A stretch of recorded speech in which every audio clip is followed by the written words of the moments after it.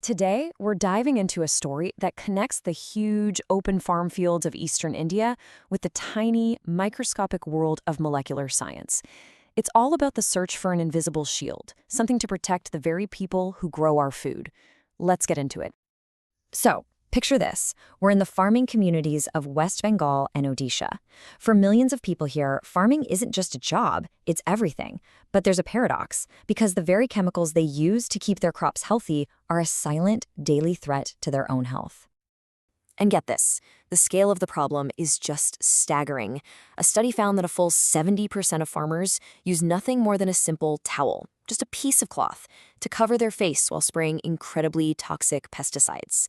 That's it. That's their only line of defense. And that gets us right to the heart of the issue. The chemicals that help put food on our tables come at a hidden and very human cost. This is all about understanding just how deep that danger goes and the search for a way to stop it. To really figure out what was happening on the ground, researchers went out and talked to 600 people, farmers, sellers, agricultural workers, all across 14 different districts. And what they found, well, it paints a really troubling picture of a crisis that's affecting almost everyone. What they found was, honestly, a profound lack of awareness. A whopping 65% of the people they talked to had no idea about the dangerous effects of the chemicals they were handling every single day. And another 21% just weren't interested in finding out. This isn't just a small oversight, it's a critical information gap with potentially life-threatening consequences. And you can see the physical toll it's taking right away. 85% of the people surveyed said they experienced things like nausea, headaches, and skin irritation right after spraying pesticides. This isn't some rare event. For the vast majority, it's just a routine part of the job, basically a constant, low-level poisoning. And here's the real kicker. Even when there are warnings on the chemical containers, they often don't work. The survey found that nearly a third of farmers couldn't even read the warning labels meant to protect them. The main safety net is basically broken before it can even be used. Okay, so after seeing the human impact, the researchers switched their focus to the chemicals themselves. What exactly are these farmers being exposed to day in and day out? They started with a list of 39 commonly used chemicals, but they quickly zeroed in on the 5 you see here. Why these 5? Simple. They were the ones used most often, which means they represent the biggest and most consistent threat. And this slide just perfectly illustrates the incredible range of danger we're talking about.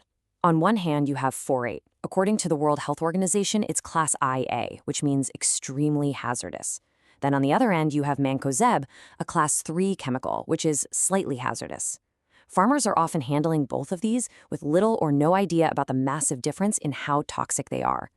So you have this incredibly complex problem: dangerous chemicals, low awareness, and really poor protection. So what did the researchers do? They turned to a totally modern solution. They essentially launched a digital rescue mission, using computers to find a shield that could work in the real world. The main tool they use for this mission is a technique called molecular docking. Now that sounds complicated, but the idea is actually pretty simple. It's a computer simulation that predicts how 2 different molecules will fit together. Think of it like a virtual lab where you can test millions of combinations without ever needing a single test tube. The best way to think about it is like a lock and a key. The toxic pesticide, that's the lock. The goal was to find a protein, that's our key, that could fit perfectly into that lock. If the key fits just right, it can trap and neutralize the chemical before it's ever inhaled. The process itself was really methodical. First, they used a prediction tool to figure out which human proteins these chemicals were most likely to attack. From that list, they picked 3 of the most promising candidates. And finally, they ran all the computer simulations to see which of those proteins was the best key for these chemical locks. And this is where all that digital searching starts to pay off. After sifting through mountains of data from the simulations, a clear biological hero began to emerge: a potential protein shield. So this was the million-dollar question, right? Of the 3 protein candidates they put to the test, which one would actually be the most effective trap? And here's our answer. This chart shows something called binding affinity. All you really need to know is that in these tests, a lower score is better. It means a stronger, tighter bond. And as you can see, acetylcholinesterase, or ACHE for short, has the lowest score by far. It was the undisputed winner. And this wasn't a one-off. The results were consistent across all 5 of the top chemicals they tested. Every time, acetylcholinesterase showed the strongest ability to grab onto them. This made it the clear frontrunner to be developed into some kind of trapping agent. Right here, you can actually see that lock-and-key idea in action. On the left, there's the chemical threat, all on its own. And on the right, you can see that exact same chemical perfectly nested inside the structure of the ACHE protein. The threat is captured, totally neutralized. So why is ACHE so good at this? Well, the secret is in its shape.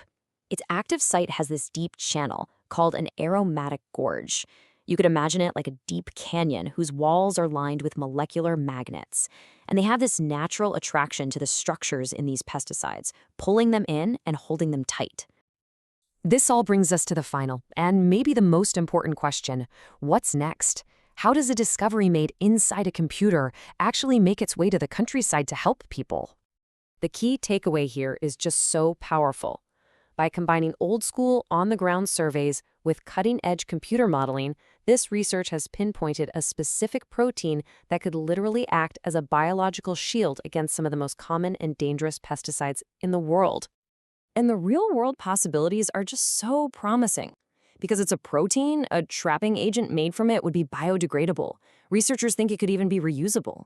You can imagine it being woven onto the filters of masks or other protective gear, finally giving farmers an effective, affordable shield. And that's where we'll leave it. Now, there's still a long road ahead. Lab experiments, product development, all of that. But this work provides a powerful, powerful glimmer of hope. It's a reminder that sometimes the solutions to our biggest real-world problems can begin with just a line of code. So could a digital key discovered in cyberspace one day become a real-world shield saving lives in the field? This research suggests it's a future worth fighting for.